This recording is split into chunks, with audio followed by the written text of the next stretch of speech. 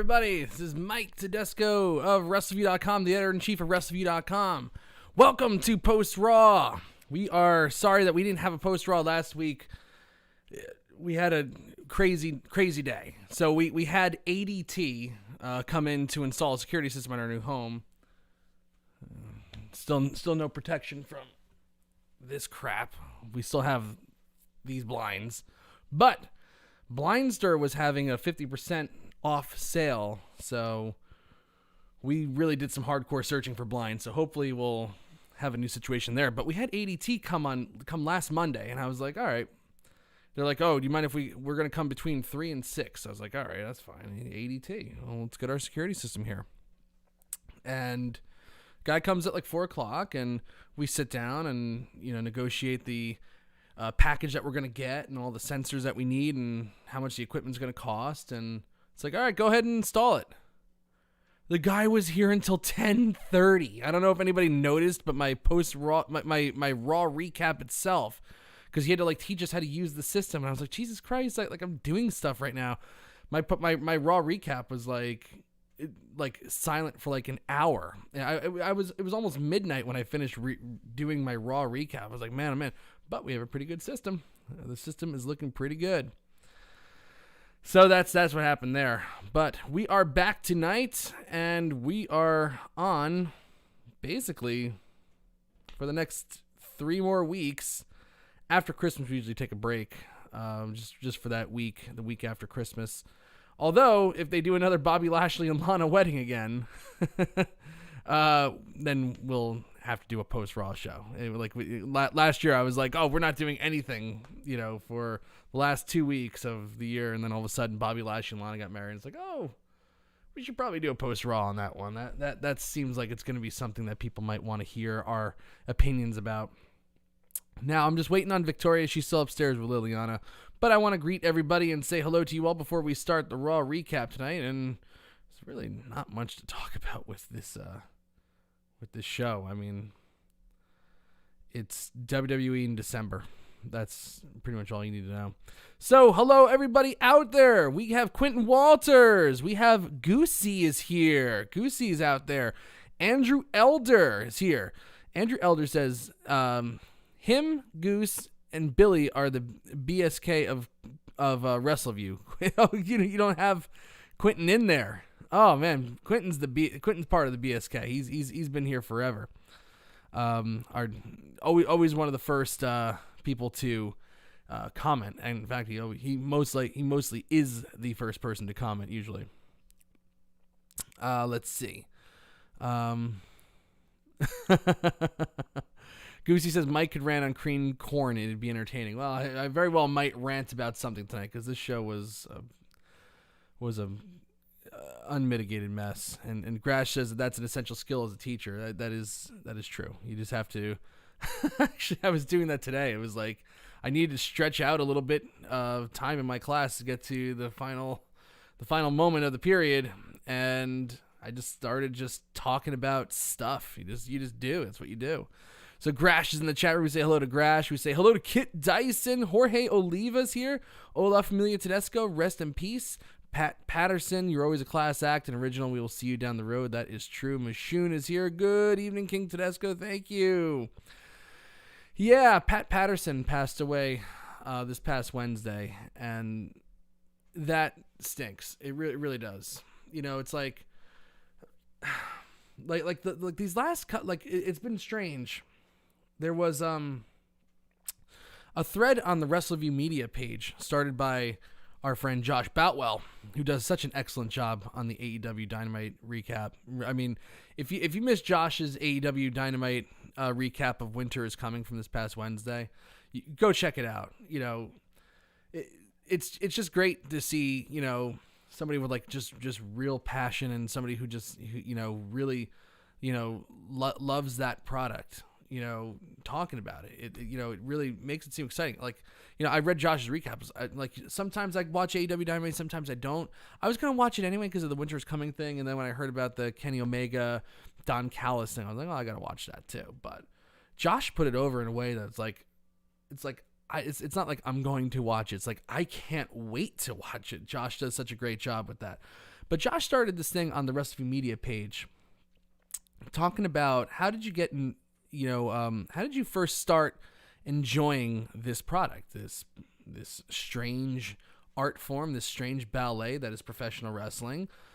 What got you into it? There's a lot of great stories everybody was sharing. Andrew Elder was talking about how he started off, watching videotapes, and his uncle, I believe he said it was his uncle, went to tapings in taping somewhere. I think it was in Florida.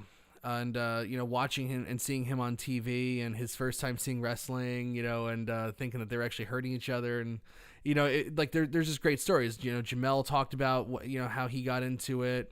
And I mentioned, I came in on WWF with, I didn't watch the show at first. I had the action figures and the wrestling buddies, and my brother and I was Hulk Hogan because I just thought he looked really cool, and everybody knew Hulk Hogan. If you're a kid, even if you didn't watch wrestling, you knew who Hulk Hogan was.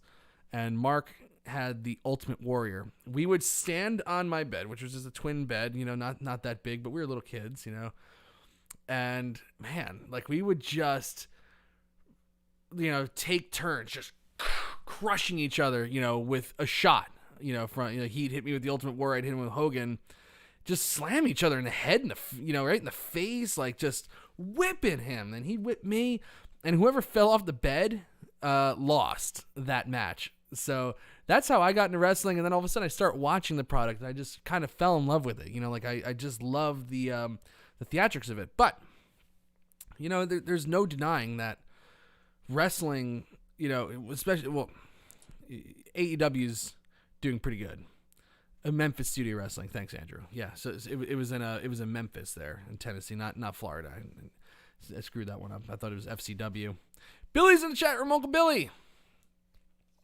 So there's no doubt that wrestling, if you watch AEW and you like that stuff, and Josh really does a great job putting that over, makes it, it sounds really good. They're doing some cool things over there.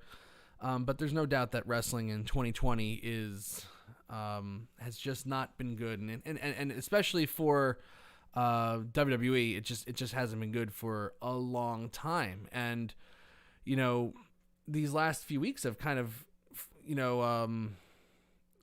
challenged me to kind of think about my fandom and my love of wrestling now, where it's do I still watch it? Well, number one, I watch because it's what I do for Wrestleview, and I love coming on this podcast and chatting with all you people, of course.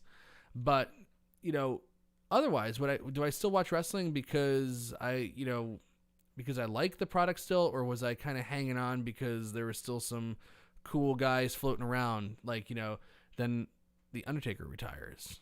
It's that's truly, for me in my mind, watching, I know a lot of people didn't like the farewell to The Undertaker thing because it was just so long, and it definitely was long, but it's the last of that old guard of the new generation, the last remaining piece of the golden era of WWF. Undertaker came in kind of at the end of the golden era, but he was part of it. Also part of the new generation and the attitude era and ruthless aggression and the reality era, or whatever the hell this era is. He's been a constant, and him going, it's man, that was one of my favorites, and what's left?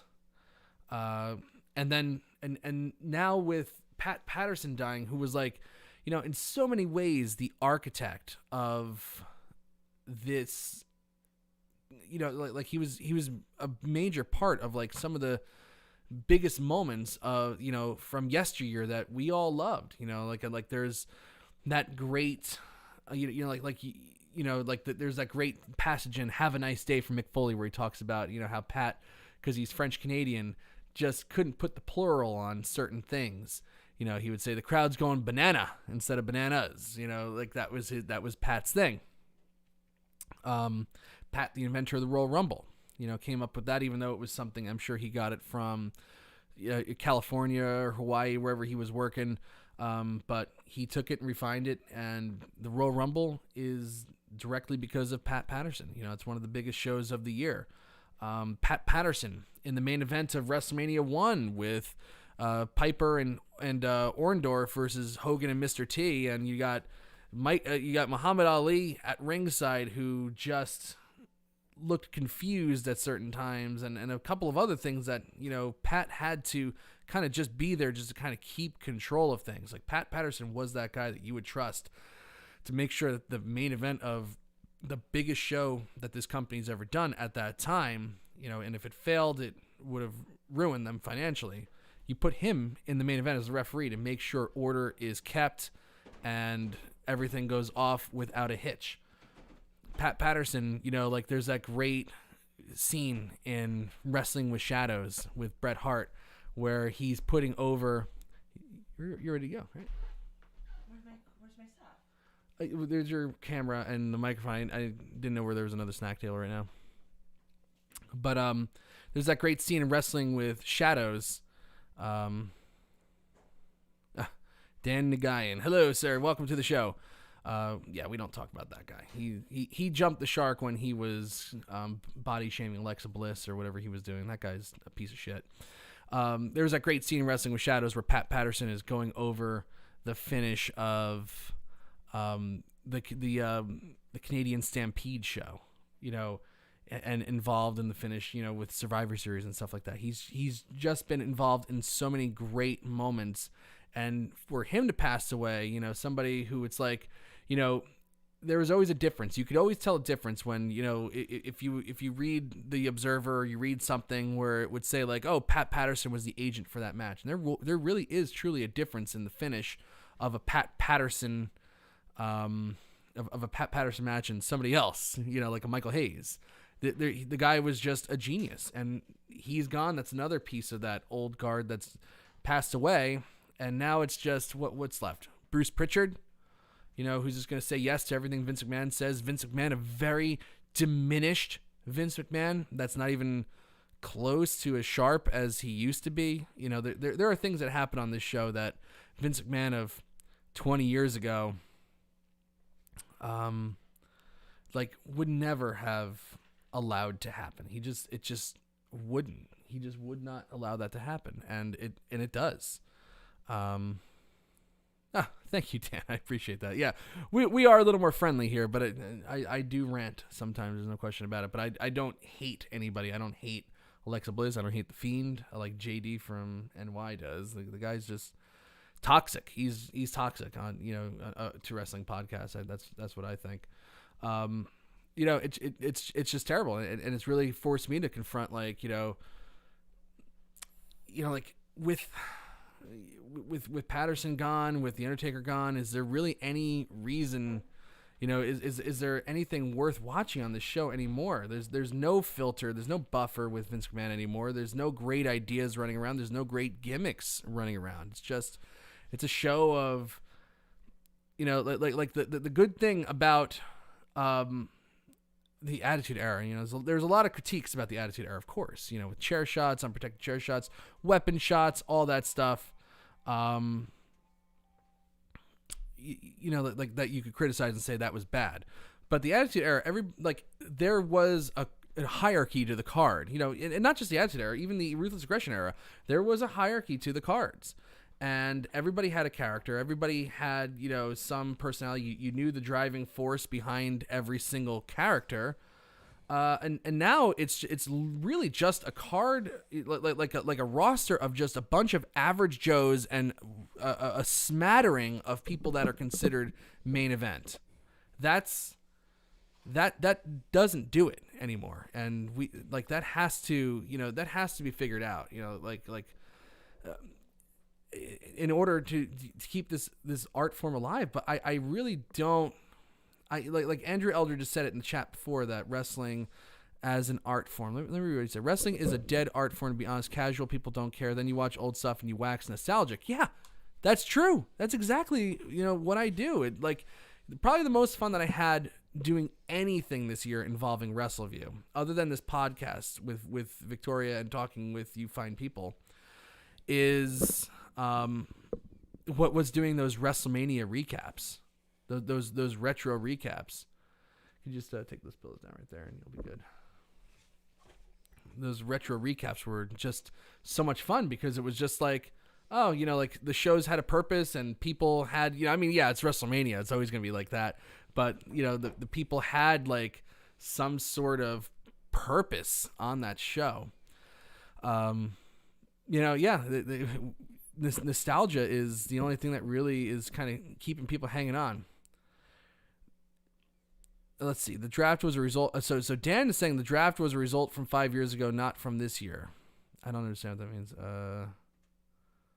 The cast you see today was from 2010, 2014, not 2018, 2020. I don't know what you mean by that. Anyway, yes, Kit liked the retro recaps, but yeah, it's just like, they're moving pieces around, with the drafts, but everybody kind of stays the same. There's no discernible difference with anybody. On that happy note, Victoria is here and she's all set up. Victoria. Hello. Hello. How are you doing? How's our little girl doing? She's good. I mean, I'm sure you told everybody that she's teething. Like, oh my God. Like, not that's like insane. We always talk about how she's teething, but this is like hardcore now. This is extreme. It's extreme. It's extreme. Championship. Yeah. Wrestling. It's on a whole other level because she's getting those molars and she had this, Yeah, we're getting our ass kicked with that stuff. That stuff's really kicking our ass. Quentin Walter says, hello. Hi, Queen Victoria. Hello. So, Victoria, I was just talking about Pat Patterson and...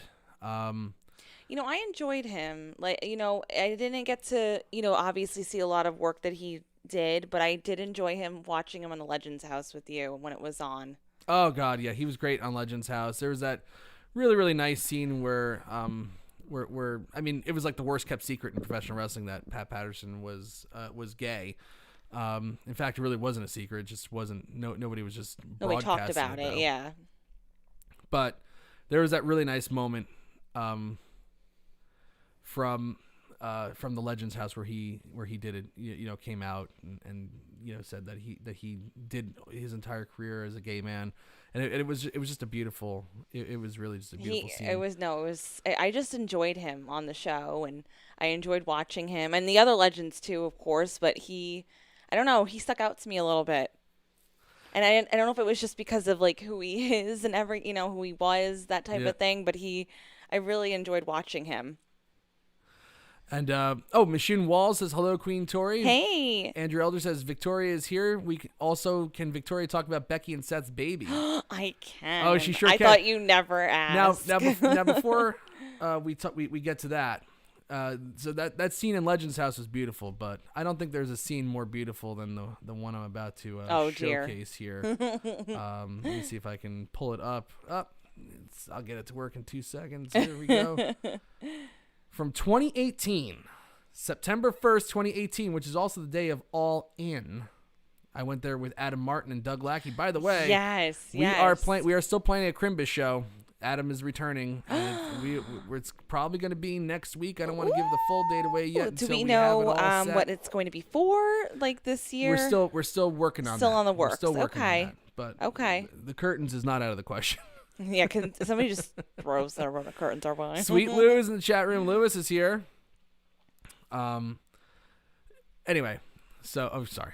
I think my Christmas gift to us will be the blinds. These get rid of these curtains. It's gotta be. It has to be. Anyway, one of the most beautiful scenes that I've ever seen was I did the karaoke that night.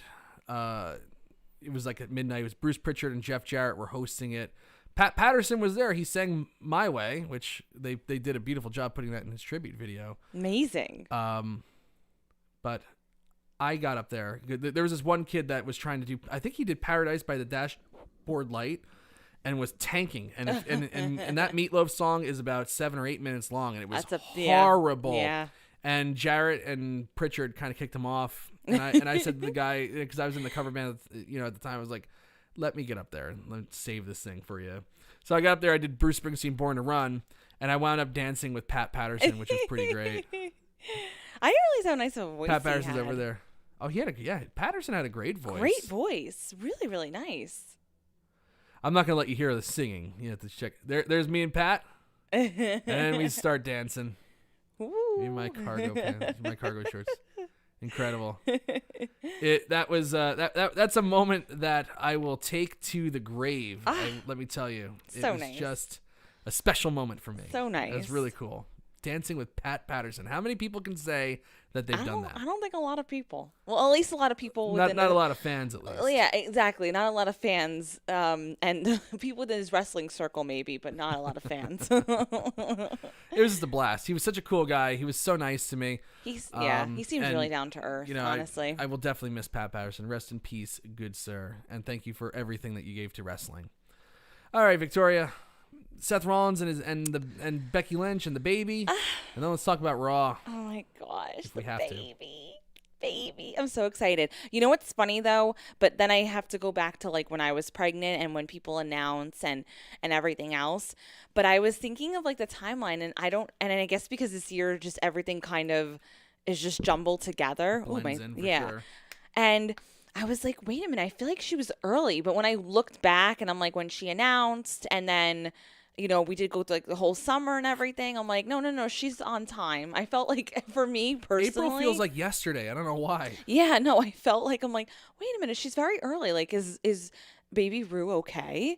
But then, You know what's funny? Like literally when I saw that she had given birth and I was going to report it, I was like, God, she's early. That's what I said. No, that's exactly what I said. I was and then I was like, wait, she announced in May. Yeah. And they knew in April because that's when they taped Money in the Bank. Right. So no, and you obviously being, when we were pregnant, right? Well, you were pregnant, but we were pregnant as a couple. We were experiencing pregnancy, but you were actually well, pregnant. Yes, of course. But pregnant, when we announced to everybody, I was already at that frame, 12 to 16 weeks at that point, So you also think about that, like between the announcement and everything, it's, she's on time. But I really genuinely at first I'm like, is this baby okay? Because she's delivering very, very early. But no, I'm so excited for them. I can't wait for them to actually show a picture of the baby, but that's going to come very shortly. So I would assume. But you know what's funny too? I didn't realize this, but it is very mainstream because when she did a photo shoot like maybe a couple weeks ago or so, or maybe it might have been a month ago now. Let me see here. No, it was about just shy of a month ago. She did a photo shoot and with the People magazine and everything, and I was like, oh, like wow, this like she's pretty mainstream for doing a photo shoot like that for a well-known magazine.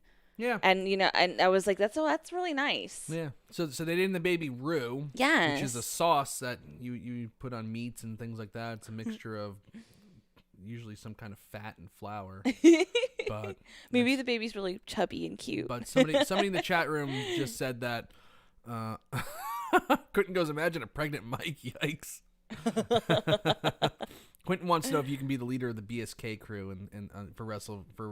Mm-hmm. She's the lead, Victoria will be the leader. Yeah. So Andrew is saying that Rue means red, but I really think they named it after the sauce.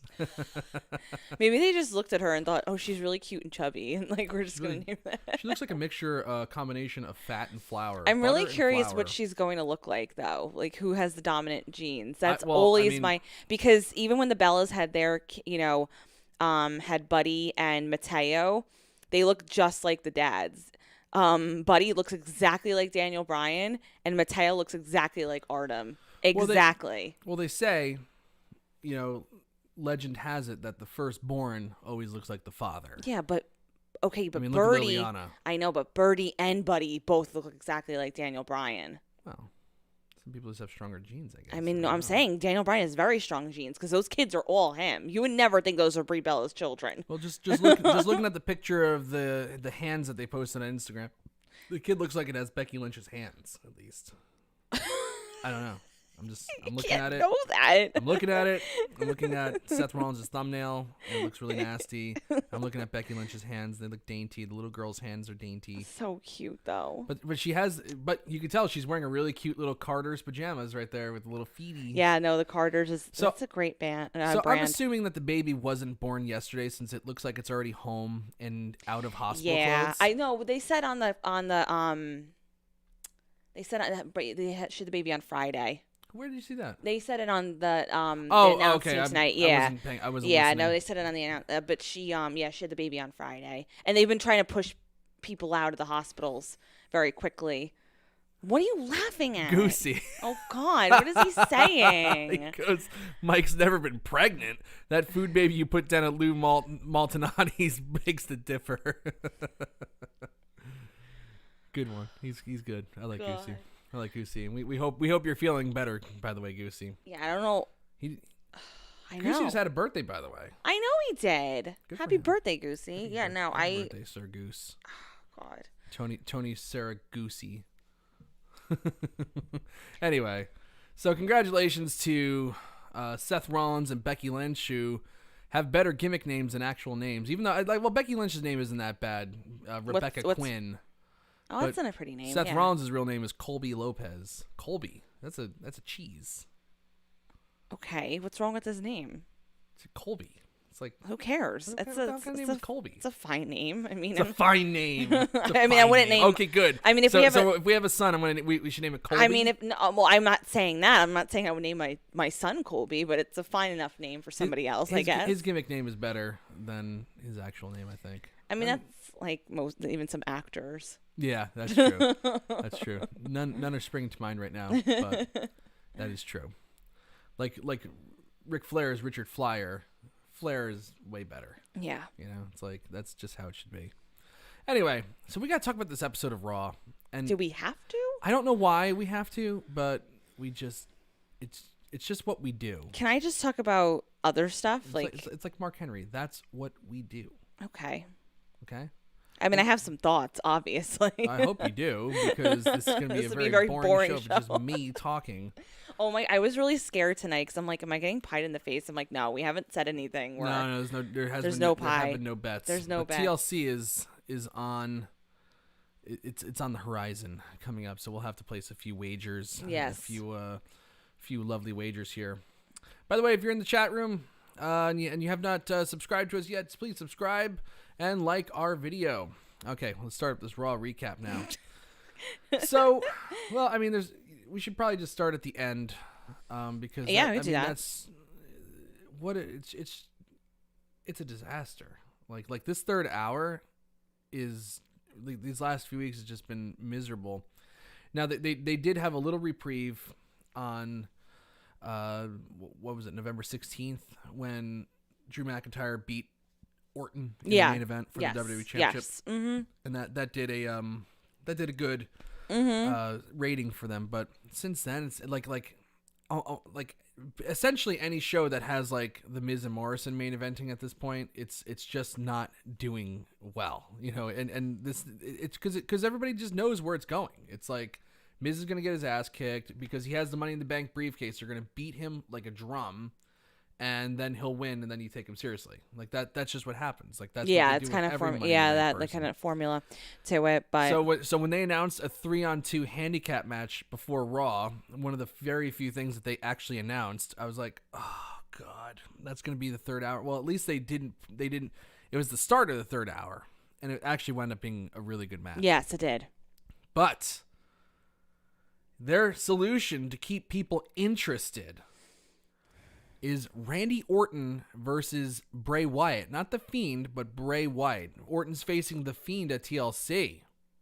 And how is this match that they had tonight going to be any discernibly any different from what they did tonight at TLC? Like the Bray Wyatt thing, I have seen so many people talk about, oh, Bray Wyatt's a genius, and the gloves, and this and that, and the little things he does, and it's true. Oh, it's so true. Those people are not wrong. It's so true. But here's the problem. As you mentioned at the very end, Bray Wyatt is a great character until the bell rings, and it's a complete drag, and you're 100% right on that.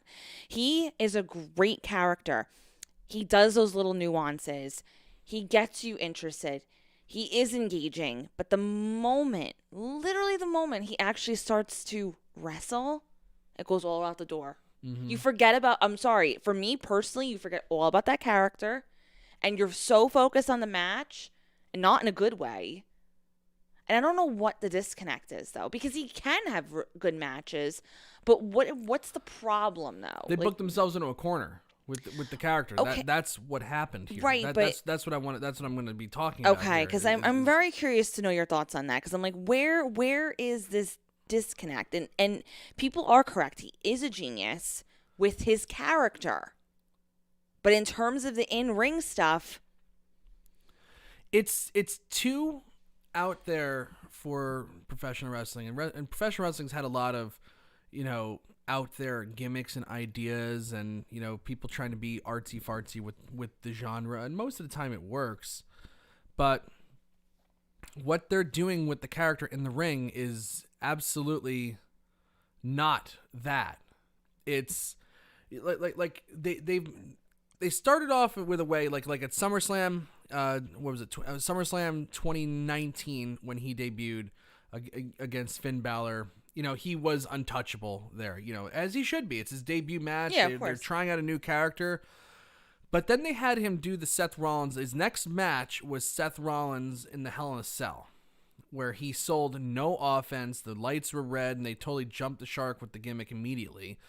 And he's hitting him in the head with sledgehammers and toolboxes, and he just keeps getting up. And it's like, this is what the character's going to be? And then it's like every match, he just no-sells finisher after finisher. He no-sold like 11 stomps in a row. How are you ever going to convincingly beat that character? You can't. So when Goldberg eventually did it in Saudi Arabia in February, it was like, oh, that sucked. yeah. That wasn't convincing at all. And it's just like, you just felt ripped off. Mm-hmm. But how do you beat this character? They've booked themselves into a corner where he can never show pain or offense. He laughs at everything.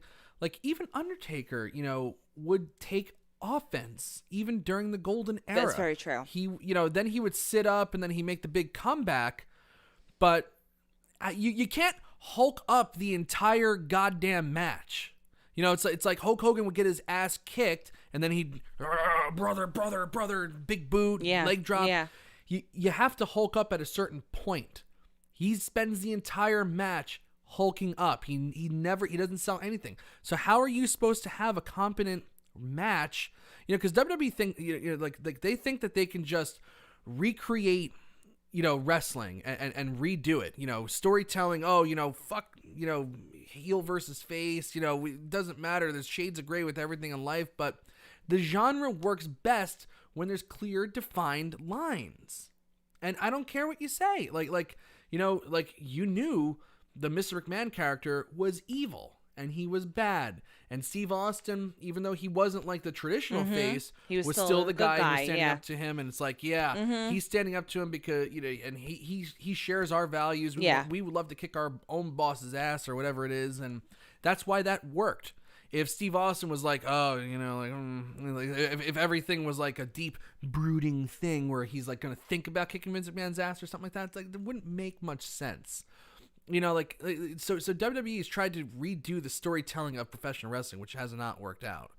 But, and now they're trying to redo how you actually do matches. Like, I like The Fiend. I think the character is brilliant, but he has to take offense and sell for a little while because that's just how you do wrestling. And if you don't do it that way, this is not like the UFC where it's like everybody has convincing offense.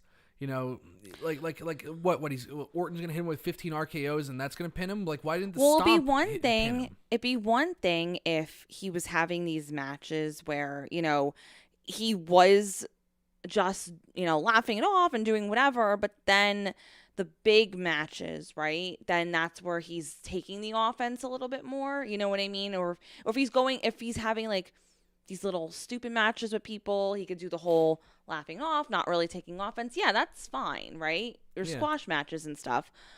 But when you're doing something, when you're going up against somebody else who obviously you should be taking those bumps because those are the types of things you should be doing, it is off. There is that fine line between, because like you said, somebody even like the Undertaker, right? Or even somebody like the Big Show and Mark Henry, who like your larger guys, right? Mm-hmm. They're still taking bumps every once in a while. Absolutely. So that is a very interesting point that you make about that, how the fact that he's not selling those, and bumping how and do you taking ever defeat the the guy offense. and But then somebody does defeat him, like you said. Who will? No, like, right. That's the question. No, but it's like what do you build him up and then like, oh, Drew McIntyre's going to knock him out with a Claymore kick? Why? Just because he's Drew McIntyre? Like, it doesn't make any sense. Yeah, no, it'll never. The problem is like, you do all these things with heels. You give them a big push and put them over people, but at the end, it has to be a convincing finish. In order for the story to work, you have to be able to defeat the heel decisively.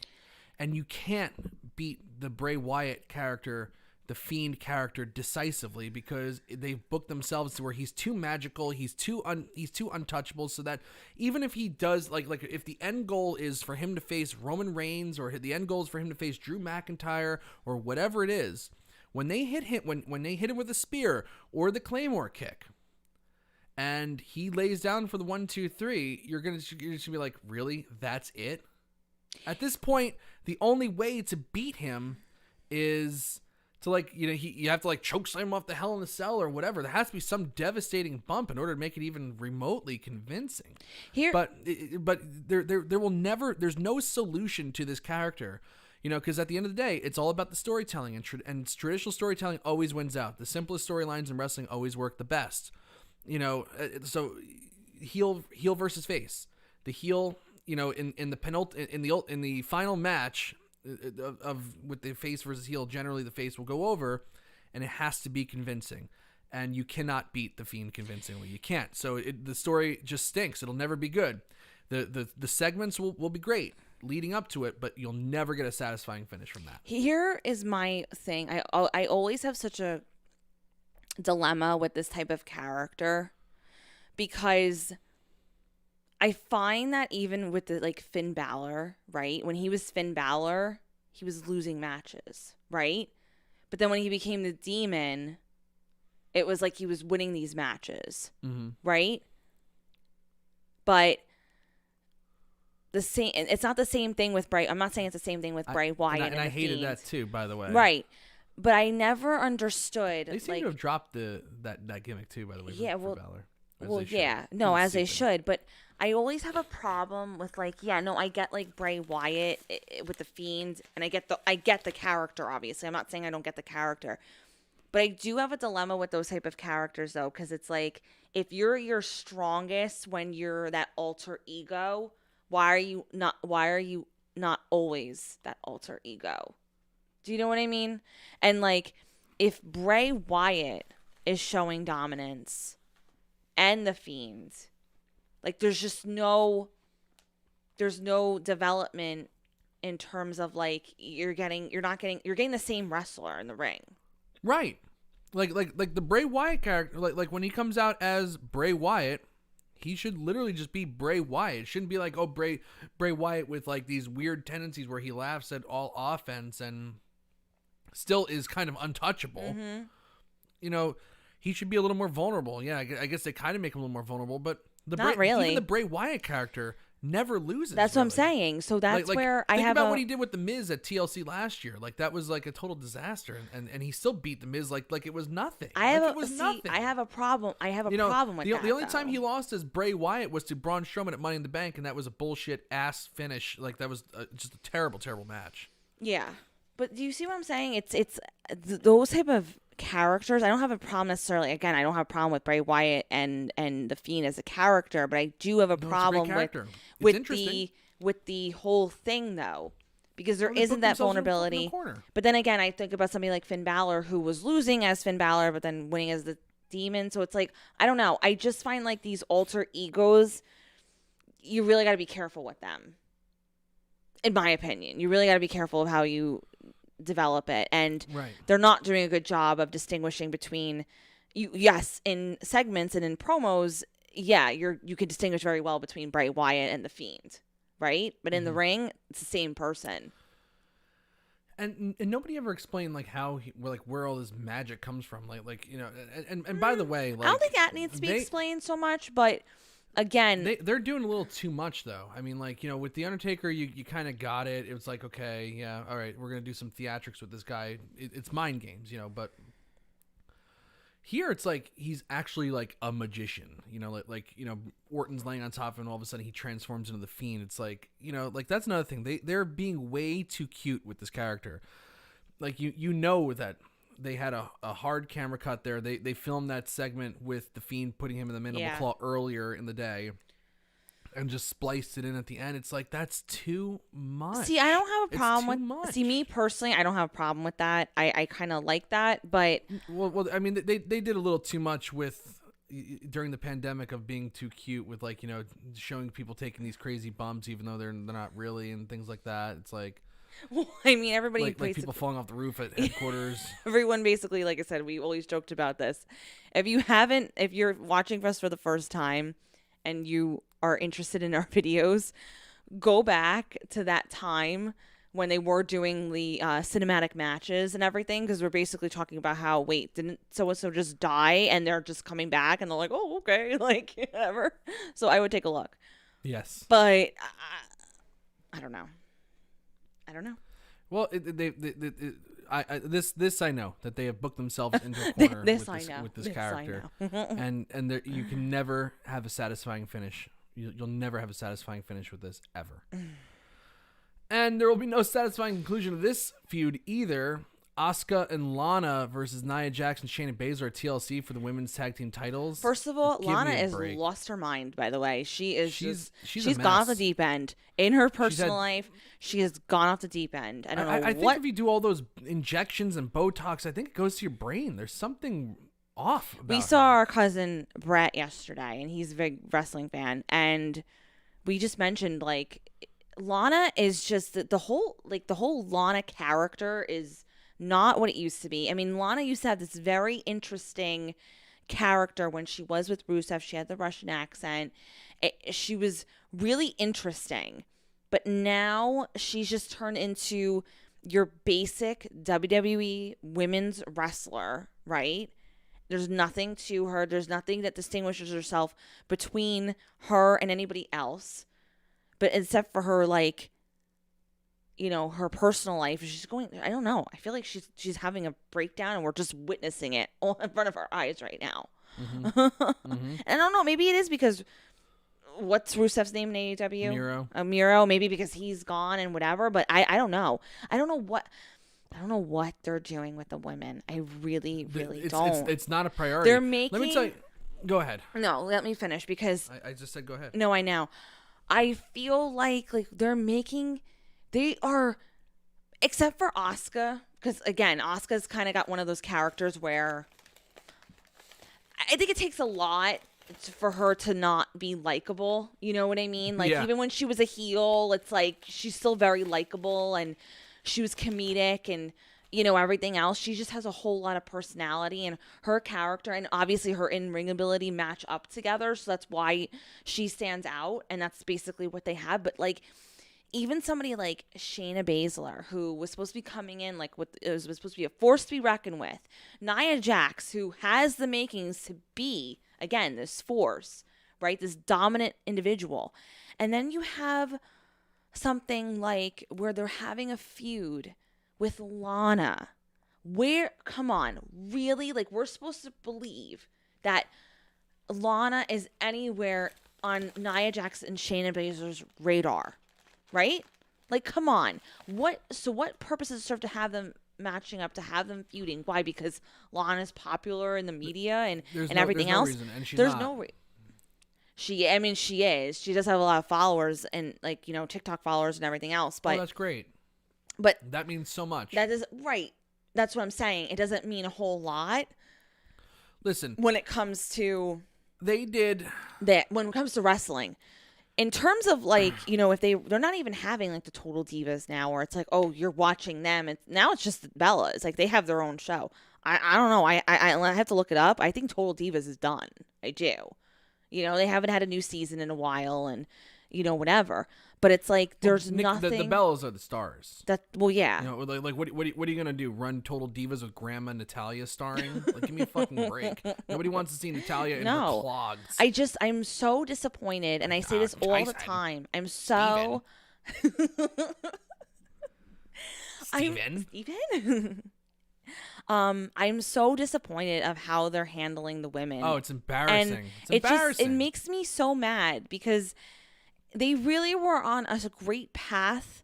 And yes, WWE was definitely late to the game in terms of decades. Yeah, of course, Decades. of giving them a real fighting chance to be, you know, the superstars that they are entitled to be and they deserve to be, and for the women who really did want to work and just not be eye candy to the company. And it's like the moment that the big stars that just started, you know, having their issue, like Charlotte Flair, you know, having, you know, what was going on with her. Becky Lynch obviously getting pregnant, which is great. Obviously good for her, having the baby. She should go and be a mother, you know. But well, even I talk about even. I want to say this. There's a huge drop off with like how the women are treated since Paul Heyman stopped being the head writer of Raw. Yeah. When Bruce came on, Bruce was Mr. Bra and Panties and all this bullshit. Yeah, it's the eye candy. Exactly. The eye candy it's thing. the eye candy. He thinks that there's something in Lana that everybody fucking wants to see, and it ain't the case. It just is not. It emphatically is not, Bruce. I just think that we've evolved, and I'm not saying everybody. They've evolved. I'm saying they stopped growing. So tonight they did Asuka versus Shayna Baszler for the first time ever. And that should be a big match. And I'm not saying give away the fucking farm on Monday Night Raw. But there was a time where you would do a match that was not going to have a finish or was going to play into something else. Yeah. Where, you know, it was kind of like the red herring for the overall bigger feud. Yeah, right? yeah. But they would still put their all into that match. Yeah. Mm-hmm. Asuka versus Shayna Baszler, they did next to nothing in this match. And it was all about Lana. That's what I'm saying. Are you kidding me? I don't know. Are you kidding me? Again, that girl should not be on their radar. And now how many times are they going to beat, you know, Shayna Baszler and Nia Jax with some bullshit circumstance? And now we're really supposed to believe that, you know, booking logic says that they're going to get fucking crushed at TLC. But if Asuka and Lana walk away with those titles, like, just fucking end the titles then. Yeah. Just get rid of them. It's bullshit. Well, Shayna There's no Baszler, reason to even have tag team titles for the women. No, there's not. You need to have teams, of two, and there's like 11 women on the roster. There's 11 women or something like that. And they're not utilizing the women that actually should be utilized. That's what I'm saying. There really is, you know what it is? There's a huge gap. There's a huge gap between somebody like Charlotte Flair, Asuka, Becky Lynch, right? And then everybody else. Yep. And what's sad is that they really, really could have, because they have some but here's the problem again, like you said before about, like I said, Bruce Pritchard running something like Raw, right? They're investing on Lana, who out of all the women, I'm not saying all of them, but a majority of the women is one of the worst wrestlers. Why? Because she's gorgeous. That's why. And it's like, okay, you have these insanely talented women, right? That you really have a lot of potential. Mm-hmm. And you're investing, again, in the girl who's eye candy. They're going so backwards, and we've evolved. This company has evolved in getting women, not from modeling companies, not from, who just want to be actresses and whatever, from actually who really enjoy wrestling and wanted to be in the division since they were little girls. Yeah, I know. And you're investing your time in Lana. Right. Well, I mean, look, if there was some skill there, or even some kind of, character development there, that would be. But you know what? Here's my problem. Okay, somebody like Eva Marie, right? When she was in the company, Uh-huh. her character finally started getting interesting towards the end of her before she left, which is just like, okay. They didn't give them the right amount of time. And granted, I don't know. Yeah, I know. Maybe Lana, maybe initially at first she was just like, okay, I want to be a valet for my husband, right? Fine, or whatever, my fiance at the time. And I'm good with that. But then she got the itch to wrestle. Okay, great. But give her the tools and allow her to, develop her character, because people, again, were very, very interested in Lana and they wanted the support and they really wanted her to be successful. But give her those tools before she's being in like these storylines. Well, I fucking hate her character too, because it's just like, well, it's not the character it used to be. Number one, yeah, she dropped the accent. It's like this whole entire stupid thing. But I like, this is like typical of how they book women in this company. Like they're like if you're a face, you're almost completely helpless. Remember when they tried to book Nia Jax as a face, and Alexa Bliss was body shaming her, and she was screaming and crying in the ring. It's like, really? Yeah. That's what they think a woman is. Oh yeah. Just an this emotional rag Yeah. in the ring. And that's what they're doing with the Lana character. It's like there's nothing interesting about it. It's just she's a number one. Her acting sucks. They're trying to book her as in a way as like, oh well, I don't believe I can do it, and Asuka's like, you can do it. Okay, I can do it. Oh, I'm really scared, but I'm gonna do it, and then I'm just gonna kind of luck into this thing. It's just taking this entire thing and just moving it 10 steps backward where it shouldn't be, and it's incredible. She shouldn't They had Bianca Belair sitting on the fucking roster for Raw, for months and didn't do anything with her. Nothing. Now she's on SmackDown, and it's just like it's hit or miss with what they're doing. She had a great showing at Survivor Series, but I'm still waiting, for the big follow up there. But Lana's the one, because it's Bruce Pritchard writing. She's beautiful. This is traditional Bruce, and he does things really well. But booking women is not really one of his strong suits. And it's like, oh, hot blonde, that's the one we got to push. That's it. That's what it comes down to. It's killer. And and again, I'm not saying people who are attracted to women don't have that. A guy's a guy, right? They're going to look at a girl and they're going to say like, oh, she's hot. I still see fans, saying things about the women. That's fine. Okay, I'm all right with that, as long as you don't go too far with it. Mm-hmm. But I know, though, even though as attracted as a guy may be to Lana, or they still want to see the women evolve. Mm-hmm. Yep. I think majority of the fans are over these, again, like, they're okay with not having these bra and panty matches that used to happen back in the day. You know what I mean? Maybe there's obviously still guys out there who are like, oh, yeah, no, I want those back and blah, blah, blah. But I think overall, they would rather better storytelling than the initial, like, okay, I'm attracted to this individual. You know what I mean? Yeah. Because even somebody like Alexa Bliss, like her character, like she's also considered very beautiful, and a lot of fans like her. You know what I mean? Like her look and everything. But she has an amazing character, right? Yeah. So it's different. So there's still a direction with her that just, other than like she's this cute little blonde girl, that we're just gonna play up on that, you know? So. Yeah. Well, there's that. It's just not good. It's not good, and it's really doing no favors. You can try to convince yourself that it's an interesting character. That it just is not. It's not going to do anything for anybody, and that's all you have. So Nafis is in the chat room tonight. We got CJ in the chat room. Nafis is having trouble with his internet, but he wants to know about a Crimbus show. We are going to be doing a Crimbus show probably next week, Nafis, so we'll keep you posted on that. Dan Nagayan, I have no clue anything that you're talking about in the chat. You're asking questions. I have no clue what you're referring to or what you're talking about, so if you could be a little clearer in the questioning, that'd be great. What does it mean? Who the people are like Bruce? Like, I don't know what that means. Like, So please be a little clearer there, and we'll definitely answer any questions you have. So Asuka beats Shayna Baszler in a complete nothing match, for their first time ever. This is just the first segment, the first match on the show.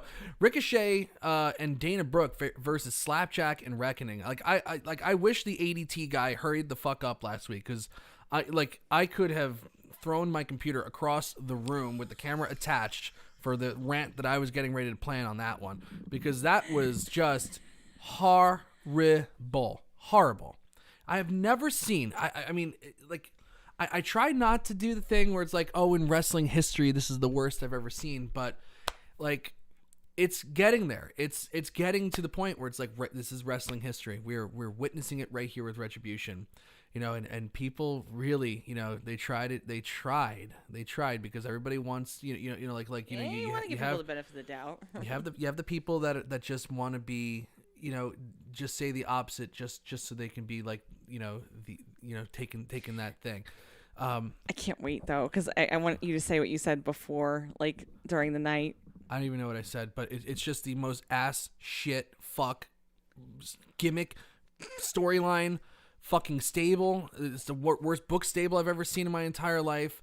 This is shit. It's the worst. The only good thing that you can say about this match tonight is that Mia Yim's fucking mask stayed on. But what is the point of Retribution anymore? Their whole entire thing was, oh, we never get a chance. And now they have, and then it's like, oh, well, they got signed to Raw, and now they're part of the draft. Now they got drafted to Raw. That was it. So what do you mean you don't have a chance anymore? You just signed a big contract. Oh, we're going to destroy the company that's paying us now? Go fuck yourself. This is shit. And all they do is lose, and their big feud is fucking Ricochet and Dana Brooke? That was the best when I was watching this tonight, because everyone knows my feelings on Ricochet. He sucks. And then you have the two of those fucking idiots backstage in a segment where Ricochet and Dana Brooke are talking. Two of the worst actors that they have in the company, aside from Lana, and now two of the worst talkers in the company. Oh, well, generally, I don't like tag teams, but it's not that I don't like tag teams. It's just that I would never team up with those jackasses in Retribution. But I'll team up with Dana Brooke.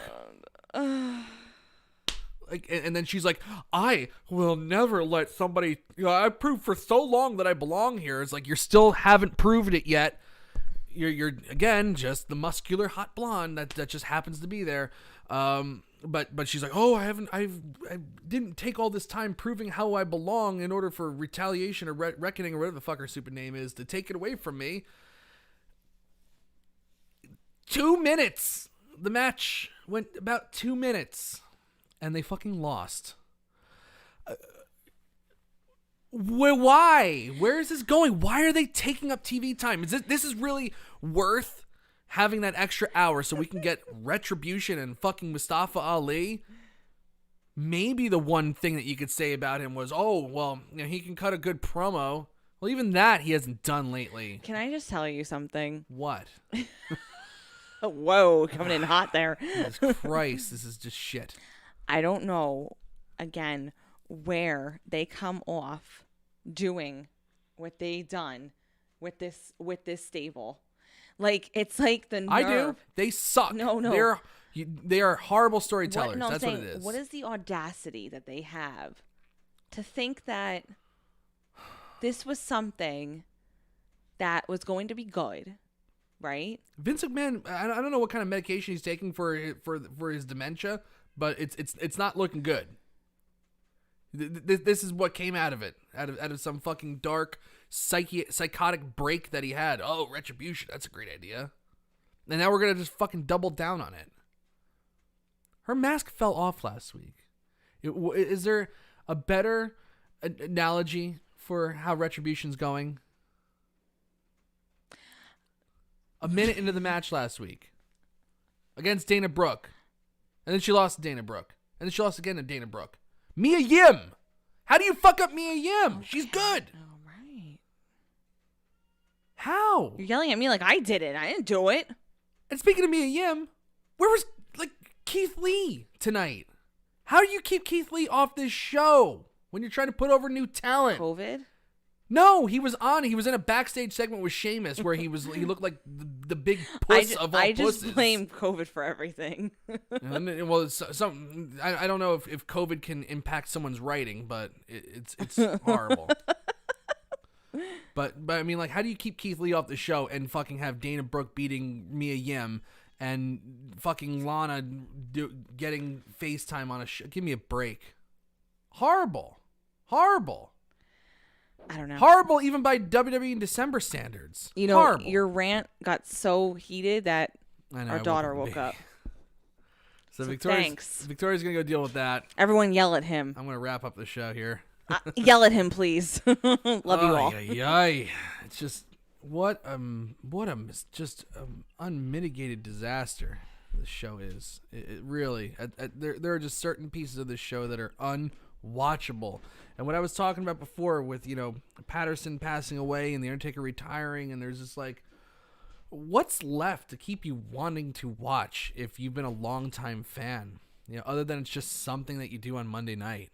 It's like I don't know. I don't know the answer to that anymore. I can't answer that question.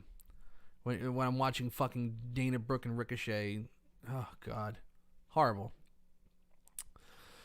And then to cap off that first hour, they had the Miz and John Morrison out there for a horrible Miz TV segment, which was just it feels like an exact rehash of what they did last week. Bad jokes, bad singing. The correct thing is just, it's. I mean, like, Miz was he was the MVP of Monday Night Raw 2017, 2018. They took him to SmackDown in 2019. And he was, and they turned him face, and it just didn't work out. Miz, the character, his face doesn't look like a face. It's like, and I don't mean that it doesn't look like a face, but it doesn't scream like, oh, this guy with this douchey look to his face looks like he's a good guy. So like that, it didn't work out for me there. But he was so good, 2016, 2017, when he pulled Damian Sandow out of, this was actually 2015, when he pulled Damian Sandow out of obscurity and made him Mizdow and, his body double, when he took the B team and made them, his, part of his crew. He was just so entertaining, and he was having good matches. But this iteration of The Miz with John Morrison, it's kind of dragging him down a lot. Like I like John Morrison as much as the next guy. I think he's a great talent, but they're too goofy. They're way too goofy.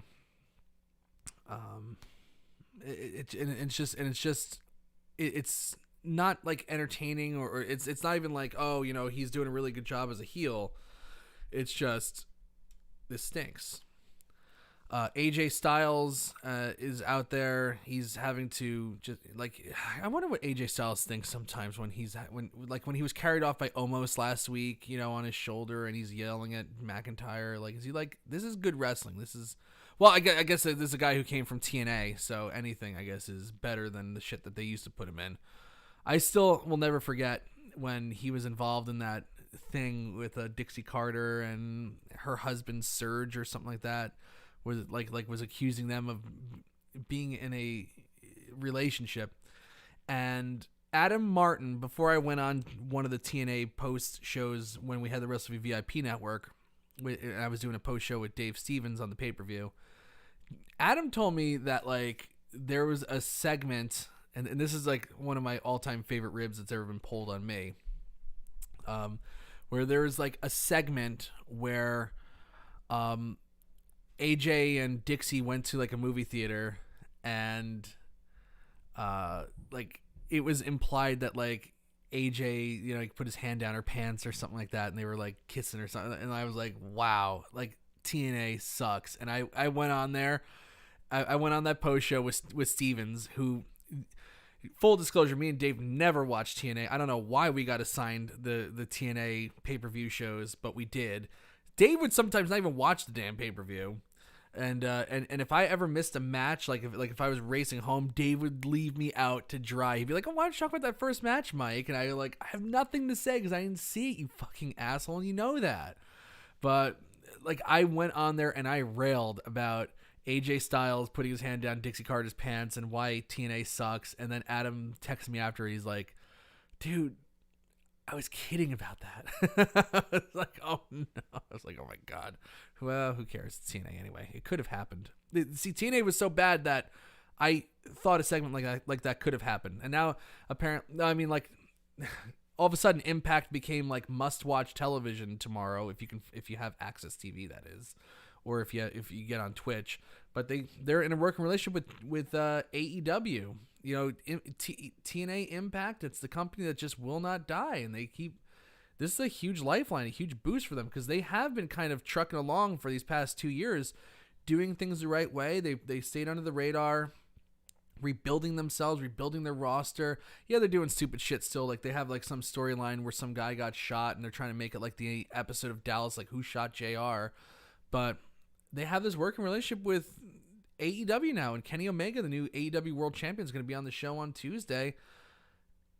Gotta watch it. And Ring of Honor's got to feel like a real piece of garbage because, like they had the Garden, you know, in March of 2019 or April, whatever it was. They had the Garden. They did a co-hosted show with New Japan Pro Wrestling, and I remember talking to the media guy from Ring of Honor, and this guy is a total fool. Total fool.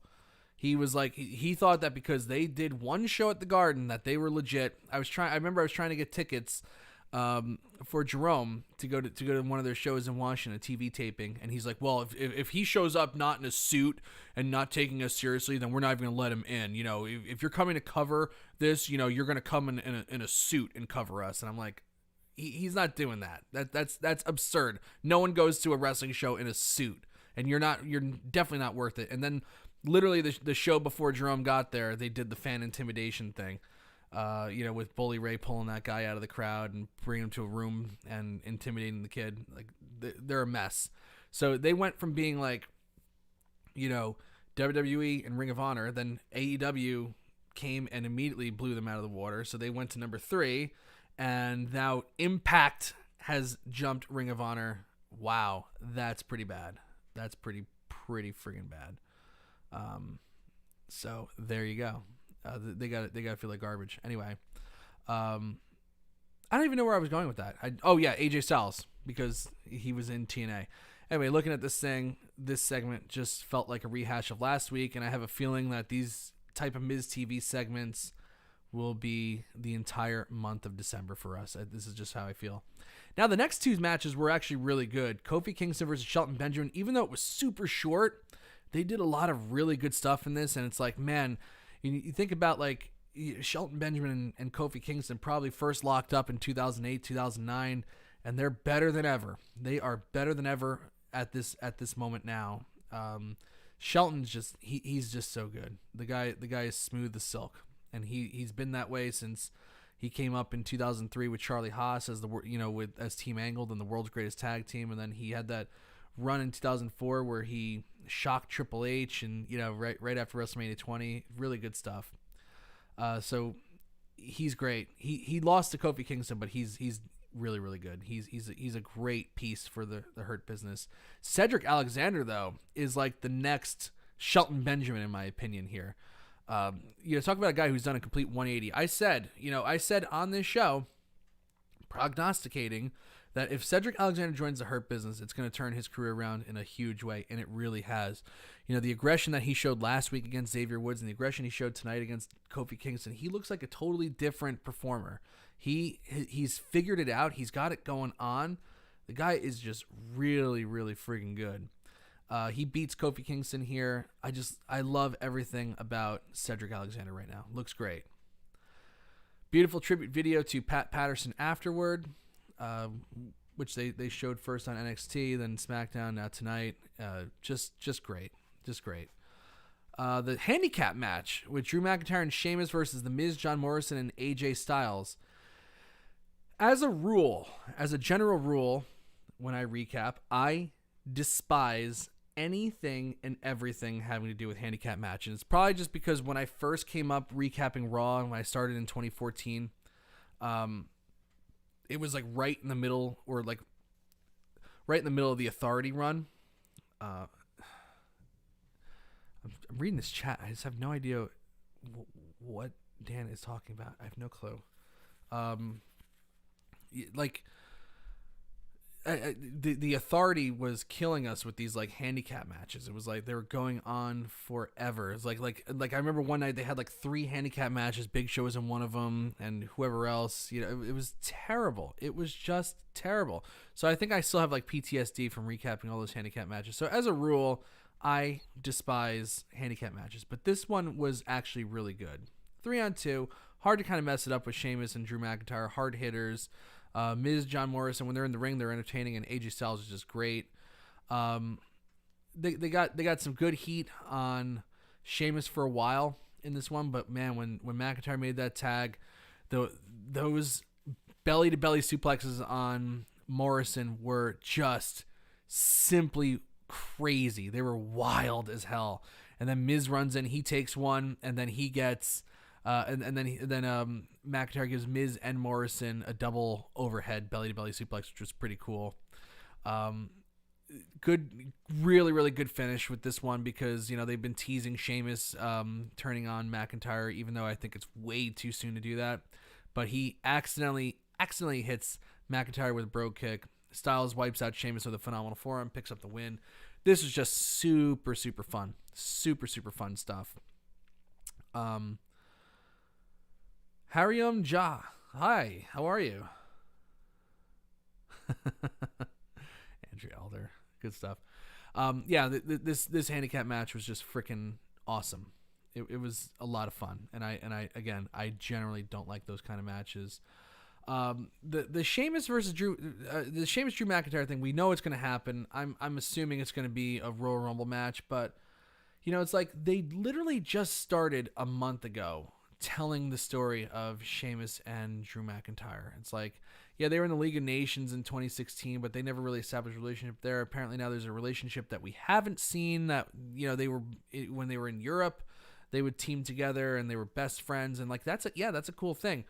Like, make a deal with one of those companies over there and showcase some of that match footage. That would be really cool to kind of like, you know, let us in on that relationship. You know, maybe have them team for a little while. Maybe have them win the tag titles.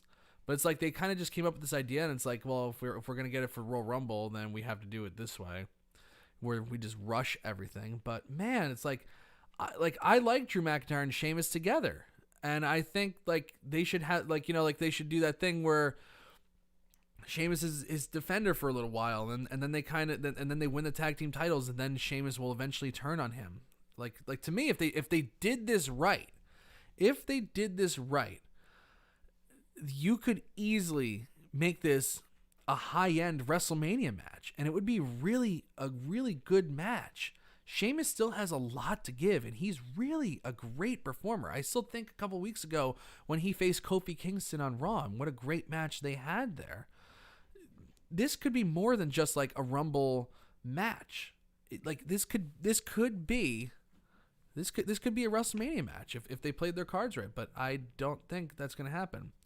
Andrew Elder saying, honestly, this is a Rumble that I can't figure out who they're going to go with for the Rumble win. You know, my cousin was asking me that yesterday, because usually, like, I just knew the way they were positioning Drew McIntyre last year that he was going to win the Rumble. Like they were starting to build him up, and it was looking good.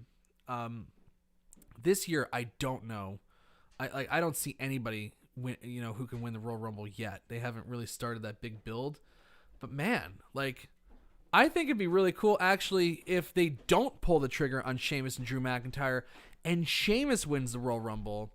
And then it's like, then it's kind of like that tease of like, like what's going to happen, and then eventually Sheamus does turn on him and you get this big WrestleMania match out of it. Maybe that's the way they go. I don't know. This one's tough to fantasy book because there's really nobody that's emerged. I talked enough that Victoria was able to come back. Hello. I think it was you. Oh, well. I'm just saying. I think it was. Geez. Did everyone yell at you like I asked them? Yes, they did. They did? I was yelled at. You promise? I promise. You go back and watch the live chat later on. I will. Go back and watch it later on. So, who do you think's going to win the Royal Rumble? I think it is Sheamus. You really think it's gonna be Sheamus? Yeah, I think it's well. Why not? I don't know. I don't really have anything else in mind. I don't have anybody else in mind either. I mean, like Daniel Bryan's been kind of teasing that this is gonna be his last run, and like maybe Daniel Bryan wins the Royal Rumble. Maybe they give him a big WrestleMania send off or whatever it is, or I don't know. I don't know what you do. If Bray Wyatt wins Royal Rumble, I might just do it for wrestling. I just might. That's where you'll draw the line. That'll be it. I don't think I'll be able to continue on. But yeah, I didn't think about Daniel Bryan. I don't know. I'm just throwing names out there. I don't think it's gonna be like Jey Uso or anything like that. You know, I'm trying to think of like people that they're building up big. The only person that they're building up big who's been severely protected, protected in every which way, because that's usually the person that usually signals to you who's going to win the Royal Rumble when they really go out of their way to protect somebody. And the one person that they have really gone out of their way to protect is Bobby Lashley. The Hurt Business is being positioned interesting in a big way. They're moving up on the card. You know, I think it's only a matter of time before Shelton Benjamin and Cedric Alexander win those tag team titles from the New Day. Shelton Benjamin's got to win something. Maybe he gets the 24/7 title again, or maybe Bobby Lashley gives him the United States title when he wins the Royal Rumble. Maybe. I think I think that's maybe that's the guy. Maybe that's the guy. Quentin's thinking maybe Big E. But like there's nothing like they're not doing good follow up with Big E. You know, like they built him up slow. He had a good match against Sheamus on the draft special where, you know, they bloodied each other up going through cars and stuff like that. But they're not positioning really in any way. But maybe that's by design. Maybe they're gonna make it seem like, you know, Big E is completely unassuming and he comes in there and just runs the floor. Is it bad though that I'm like, I want the Rumble to happen, right? Because I always enjoy the Rumble. I do. It's one of my favorite pay-per-views. No, but it's like at the same time though, I'm like, I just worry about, like, I know we've been doing this for a long time and they don't care about COVID, but I'm like, that's a lot of guys in the ring. Well, Jesus Christ, you want to talk about COVID? Now look, I just railed about how much I love Pat Patterson and all that stuff, but those tributes that, like, you have the entire roster crammed onto the stage, standing there for the 10 bell salute, all next to each other. It's like that. You really think that's a good idea? I know. You really think that's a good idea? I know. That's what it does concern me. With 75-year-old Vince McMahon right front and center in the middle with them? He doesn't care. You think so? Doesn't care. Doesn't care. You're right. Speaking of Bobby Lashley, he took on Jeff Hardy tonight. And what the number one? What the fuck are they doing with Matt Riddle? Have they lost their minds? Like they can't, like they totally and completely irrevocably killed Retribution. Like totally booked them like shit. Now Riddle can actually have good matches and he could be interesting, but they have turned him into a complete stoner douchebag that is so annoying. His segments, I watch, I'm like, oh my god. He's annoying. He reminds you of those guys in college you avoid talking to. The douchebag stoner that you don't want to talk to because they talk in circles. That's their big idea to get him over? Well, and especially now. He's so annoying. He's so annoying. And again, you're so annoying. And again, Titanic. Leave. It's my part of the ship. You leave. I don't really think that this is a good look for him. Again, because of the allegations, right? Mm-hmm. He's coming off as that. Oh, those have like completely disappeared. Have they? It seems like it. So nothing. So what was the outcome? There's nothing yet.